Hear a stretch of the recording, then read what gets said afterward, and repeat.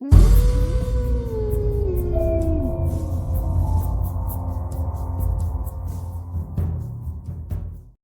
कहानी के लेखक हैं संजय कांबले। चार दोस्त अंधेरी रात में एक तालाब के किनारे बैठे थे। तालाब के चमकीले पानी में पूनम के चांद का अक्स काफी लुभावना नजर आ रहा था। बीच बीच में काले बादल चांद को अपनी आगोश में लेकर आगे निकल जाते। सभी दोस्त हंसी मजाक कर रहे थे। बीच में बहुत सारी खाने की चीजें और शराब भी रखी हुई थी। सभी दोस्त मिलकर बड़ी चाव से उन चीजों पर हाथ साफ कर रहे थे। भाई कोई डरावना किस्सा सुनाओ ना। और राकेश किस्सा सुनाने लगा। रात के करीब 1 बजे थे। आधी रात का वो समय, साथ ही हल्की बूंदाबूंदी देखकर लग रहा था कि जोरों की बारिश होने वाली है। शहर की सुनसान सड़क पर एक ऑटो चलता हुआ दिखाई दे रहा था। ऑटो ड्राइवर हल्की सीटी बजाते अपने मोड में था कि तभी सड़क की एक तरफ कोई खड़ा नजर आया। ऑटो नजदीक ले जाते हुए ऑटो ड्राइवर ने पूछा, कहाँ जाना है? अगली नुक्कड़ पर। और वो महिला ऑटो में सवार हो गई और कुछ ही देर में उनकी ऑटो दोबारा उस सुनसान सड़क पर चलने लगी। ऑटो में बैठे उस औरत का पल्लू धीरे धीरे रिक्शे से बाहर जाते हवा में लहराने लगा।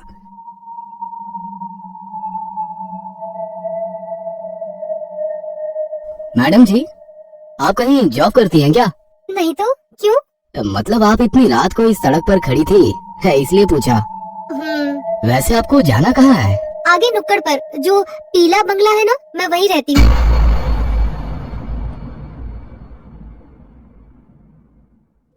क्यों मजाक कर रही हो मैडम जी?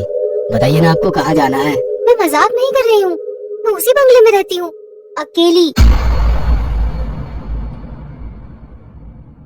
पर उस बंगले के बारे में मैंने तो कुछ अजीब सी बातें ही सुन रखी है। अजीब सी बातें? जैसे कि? मतलब उस बंगले में कोई बुरी आत्मा रहती है जो लोगों को जान से मारती है। अलो, मेरा बंगला भी आ गया। ऑटो उस बंगले के गेट के बाहर आकर रुक जाती है। ऑटो वाला धीरे से अपना सर ऑटो से बाहर निकालकर बंगले की ओर देखता है। बंगला काफी अजीब डरावना लग रहा था, जैसे कोई वीरान खंडहर हो। ऑटो से नीचे उतरकर वो महिला अपनी पर्स टटोलने लगी। भैया 2 मिनट रुको, मैं पैसे लेकर आती हूँ। इतना कहकर वो औरत गेट खोलकर बंगले के भीतर चली गई। ऑटो ड्राइवर के पास रुकने के अलावा कोई चारा न था। वो डरा सहमा सा उस बंगले को निहार रहा था। मैडम के बंगले के अंदर जाते ही लाइट शुरू हो गई और कुछ सेकंड बाद दूसरे मंजिल की लाइट भी शुरू हो गई। उस औरत ने खिड़की का पर्दा सरकाया और ऑटो वाले से कहा, भैया 500 का छुट्टा है ना? उसकी आवाज सुनकर ऑटो ड्राइवर ने कहा, जी हाँ मैडम जी, छुट्टा है मेरे पास। इतना कहकर ऑटो ड्राइवर अपने पॉकेट में से छुट्टे पैसे निकालकर गिनने लगा कि तभी उस औरत का हाथ उसके सामने आ गया, जिसमें 500 रुपए थे। हाथ पूरी तरह से सफेद पड़ चुका था। ऑटो वाले ने उस औरत की तरफ देखा और उसकी जुबान जैसे हलक में अटक गई, क्योंकि वो औरत अभी भी बंगले के भीतर खिड़की में खड़ी थी। उसका लंबा हाथ बंगले से निकलकर उस ऑटो ड्राइवर के पास पहुंच चुका था। उस औरत की लाल आंखें उसे लगातार घूरे जा रही थी। उसका डरावना रूप देखकर ऑटो ड्राइवर ने झट से ऑटो स्टार्ट की और बिना पीछे मुड़े तेजी से निकल गया। अरे फिर उस ऑटो ड्राइवर का क्या हुआ? क्या होना था? ऐसा खौफनाक दृश्य देखकर अगले 8 दिन तक बुखार से घर के बिस्तर पर पड़ा रहा। ये घटना बचपन से सुनता आया हूँ, कोई नया किस्सा सुनाओ यार। यार फिर भी ये काफी डरावनी घटना थी। विजू ने कहा, और कोई डरावना किस्सा बताओ ना। इस अंधेरी रात में डरावने किस्से सुनने में बड़ा मजा आता है। ठीक है तो सुनो। एक लड़की रोज सुबह जल्दी उठकर गांव के इकलौते कुएं में पानी भरने के लिए जाती थी। सूरज निकलने के बाद भीड़ होने के कारण वो सूरज निकलने से पहले ही कुएं में पानी भरने के लिए पहुंच जाती। उस दिन भी वो सवेरे सवेरे कुएं पर पानी भरने के लिए पहुंची। अभी भी काफी रात थी। कुआं गांव से थोड़ा दूर होने के कारण एक कच्ची सड़क से जाना पड़ता था। लड़की कुएं के पास पहुंची और बाल्टी कुएं में गिरा दी। कुएं से एक बाल्टी पानी निकालकर वो अपने बर्तन धोने लगी। रात के सन्नाटे में उसकी चूड़ियों की खनक साफ साफ सुनाई दे रही थी। पूनम का चांद अभी पश्चिम दिशा की ओर झुक रहा था। आसमान भी साफ होने के कारण काफी अच्छी रोशनी बिखरी हुई थी। वह लड़की अपने काम में मशगूल थी। बर्तन धोते वक्त एक चूड़ी टूट गई और उसके हाथ में जा घुसी। पर उस लड़की ने हाथ से बहते हुए खून पर ध्यान नहीं दिया। उसने बाल्टी दोबारा से कुएं में डाली और धीरे धीरे ऊपर खींचने लगी। तभी उस सुनसान गहरे सन्नाटे से उसे एक अजीब सी आवाज सुनाई दी। काफी स्वादिष्ट है। उस पल की आवाज ने उस लड़की का ध्यान अपनी तरफ आकर्षित कर लिया। वो कुछ सेकंड वैसे ही चुपचाप खड़ी रही। आवाज की दिशा समझ में नहीं आ रही थी, पर आवाज बिल्कुल साफ साफ सुनाई दे रही थी। और दोबारा वही आवाज उसके कानों में गूंज उठी। काफी स्वादिष्ट है। वो चारों तरफ अपनी नजरें घुमाते हुए बाल्टी को ऊपर की ओर खींचने लगी। बाल्टी ऊपर आ गई। उसने बाल्टी उठाई, पर बाल्टी के अंदर का पानी काफी गंदा नजर आ रहा था। उसने धीरे से बाल्टी के पानी में हाथ डाला।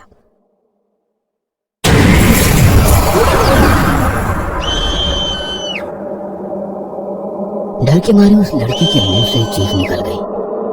उसने उस बाल्टी को वैसे ही कुएं में फेंक दिया और भागने की कोशिश में बाल्टी की रस्सी उसके पैर में अटक गई और वो धड़ाम से नीचे गिर गई। वह लड़की काफी डर गई थी।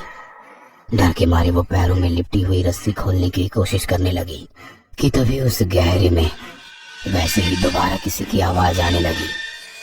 आवाज धीरे धीरे गूंजने लगी, जैसे कोई कुएं की दीवारें चढ़कर ऊपर आ रहा हो, इस तरह की आवाजें। जमीन पर गिरी लड़की कुएं की ओर देखकर उस रस्सी को पैर से छुड़ाने की कोशिश कर रही थी, पर लग रहा था कि वो रस्सी धीरे धीरे पैरों को कस के जकड़ रही हो। वो लड़की काफी डर गई थी। उसके दिल की धड़कनें उसको खुद भी सुनाई दे रही थी। बदन पसीना पसीना हो गया था। आंखों में मौत का खौफ साफ साफ दिखाई देने लगा।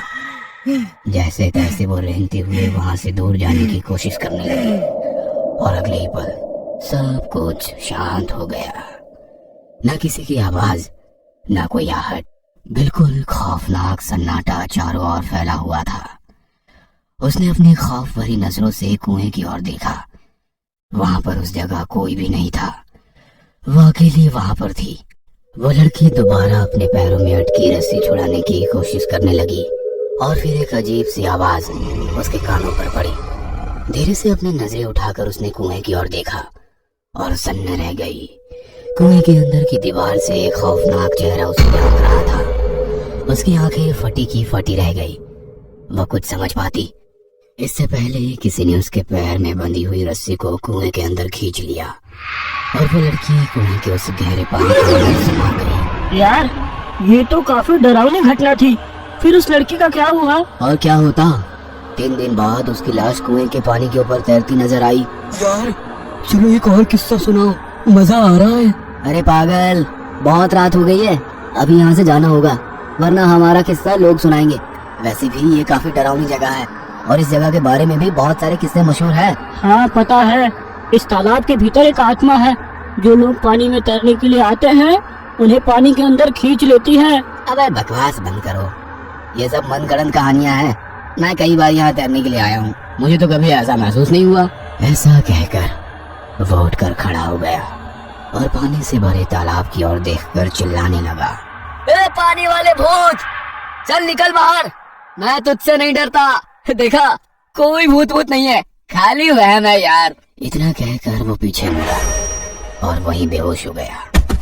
अगले दिन अस्पताल के बेड पर वो बेहोशी की हालत में पड़ा था। उसके पास माँ और पिताजी गुमसुम से बैठे थे कि तभी उसे होश आ गया।